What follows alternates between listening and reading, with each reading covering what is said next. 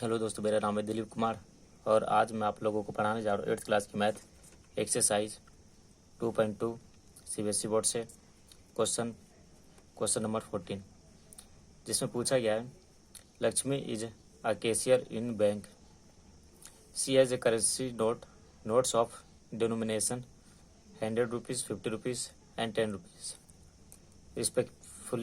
respectively. The ratio of the number of these notes 2:3:5. The total cash with Lakshmi is 4 lakh. ठीक है, 4 लाख. ठीक है, 4 lakhs. How many notes of each denomination does she have? तो यानी कि इसमें क्या दिया गया है? इसमें दिया गया है कि लक्ष्मी नाम की जो एक कैशियर है, ठीक है, उसके पास 100 रुपये के, 50 रुपये के, 10 रुपये के, ठीक है, 10 रुपये के, ठीक है, पूरे के पूरे नोट हैं, ठीक है, 100 का है, 50 का है, 10 का है। इन सबको जो टोटल है सबको मिलाकर 4 लाख है और ये इनका रेशियो में इन्होंने दिया है, ठीक है, जो नोट्स की जो रेशियो इतना 2:3:5 रेशियो दिया गया है।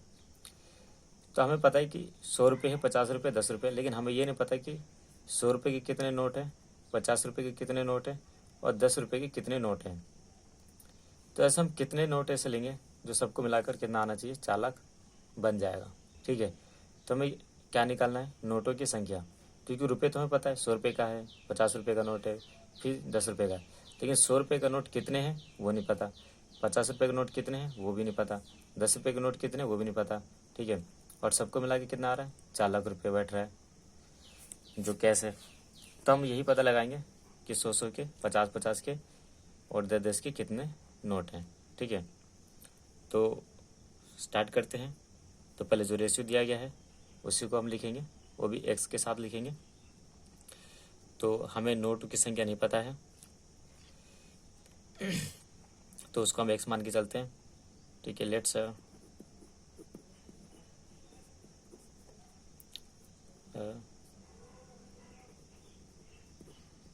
नंबर ऑफ नोट्स, कितने नोट्स से पता नहीं है, उसको एक्स मान के चलते हैं।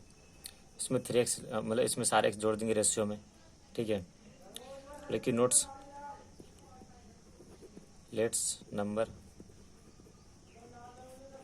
ऑफ, ठीक है, नोट्स भी तो 2x, ठीक है, क्योंकि नोटों की जो रेशियो है उन्होंने दे रखा है, तो हमें नोटों का पता ही नहीं कितने नंबर है उसके, कितने सारे नोट हैं, ठीक है, लेकिन उसका रेशियो 2 दे रखा है।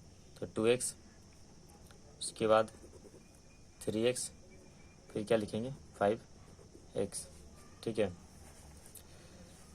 अब हम क्या करेंगे, अब अकॉर्डिंग टू क्वेश्चन चलते हैं जैसा क्वेश्चन में पूछा गया है, क्योंकि हम सिर्फ उतने ही सॉल्व करते हैं जितना क्वेश्चन में पूछा गया है, ठीक है। तो हम कई बार क्या करते हैं कि क्वेश्चन पढ़ लिया और अपनी तरफ से दिमाग लगाने लग गए, ऐसे नहीं तो वैसे नहीं तो पता नहीं तरह तरह की चीज़ें, तो आंसर आता नहीं है। तो हमें सिर्फ उतने ही लिखना है जितना क्वेश्चन में पूछा गया है, स्टेप बाय स्टेप फॉलो करेंगे, आंसर आ जाएगा। अब इसने क्या पूछा है कि 100 रुपये के, 50 रुपये का, 10 रुपये के जो नोट हैं, ठीक है, उस जो रेशियो है, ठीक है, नोट टोटल नोट कितने रेशियो इसने दे रखा है, ठीक है। वो तो हमें पता तो है नहीं नोटों की संख्या कितनी है, लेकिन हम ये तो कर ही सकते हैं, ठीक है, यानी कि 100 × 2x, ठीक है, यानी कि जो भी नोट होगा उसको हम 100 से गुना कर देंगे, ठीक है, तो पता चल जाएगा टोटल कैश कितना है, ठीक है। उसके बाद दूसरा 50 रुपये के नोट, ठीक है, 50 का एक नोट है और ऐसे नोट कितने हैं 3x, ठीक है, तो 5 दे कितना हो जाएगा 120, ठीक है, यानी कि 150x। उसके बाद 10 रुपये वाले, इसका रेशियो 5 है, तो कितना होगा 50x, ठीक है। अब इन सबको हम प्लस कर देंगे, ठीक है, सबको प्लस कर देंगे क्योंकि हमने मान चला इसको कोई भी एक्स था, नोट की संख्या टोटल 100 है, ठीक है, तो 200 हो जाएगा। तो हमें वही नोटों की संख्या में पता लगानी है। ठीक है, नोटों की संख्या कितनी है। तो ये 200 है। ठीक है, 200 एक्स, फिर उसके बाद 150 एक्स, फिर उसके 50 एक्स, यानी कि 200 एक्स प्लस का 150 एक्स प्लस का 50 एक्स। सभी अमाउंट को टोटल करने पे कितना आएगा? 4 लाख। ठीक है, 4 लाख। अब इन सबको प्लस करेंगे तो 200 ये रहा, 150 और 50 कितना हो जाएगा? 200 हो जाएगा। कितना हो जाएगा टोटल? 400। 400 एक्स, फिर 4 लाख। ठीक है, 4 लाख है ये। हम क्या करेंगे? एक्स की वैल्यू यहीं रहने देंगे, 4 लाख लिखेंगे इस तरीके से, क्योंकि ये मल्टीप्लाई में है तो डिवाइड में आ जाएगा ये। ठीक है, तो 2 0 से 2 0 कट जाएगा ये। ठीक है, उसके बाद क्या बचेगा हमारे पास? 40,000। ठीक है, 4,000 बचेगा। ठीक है, 4,000, नीचे कितना बचेगा? 4, और 4 बन जाए कितना हो जाएगा? 4 बन जाए 4 हो जाएगा। ठीक है, इसको हम एक संख्या से काट देंगे, 4 बन जाए 4। तो एक्स की वैल्यू क्या आ जाएगी हमारे पास? ठीक है, ये आ जाएगी 1000। ठीक है, 1000 आ जाएगी, यानी कि 1000। ठीक, तो अब देखते हैं कौन सी नोट कितने हैं। तो सबसे पहले 100 रुपये के नोट देखते हैं। ठीक है, 100 रुपये का नोट, तो नंबर ऑफ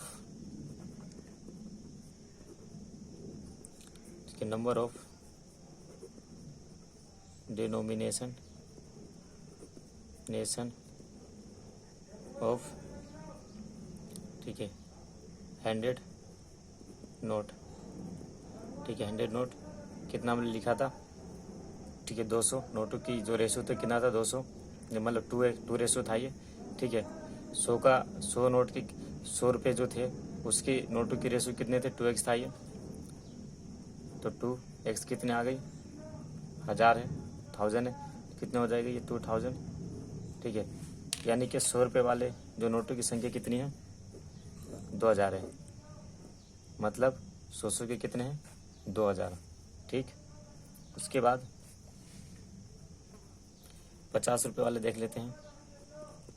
ठीक है, नंबर ऑफ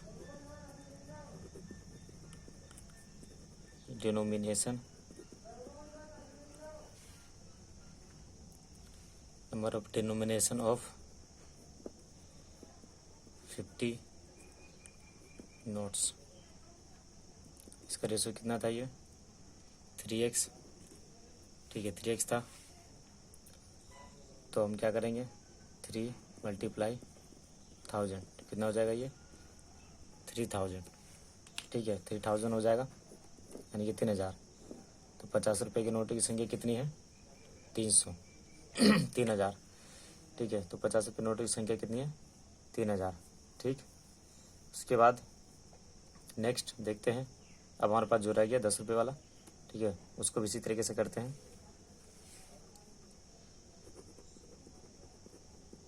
ठीक है, नंबर ऑफ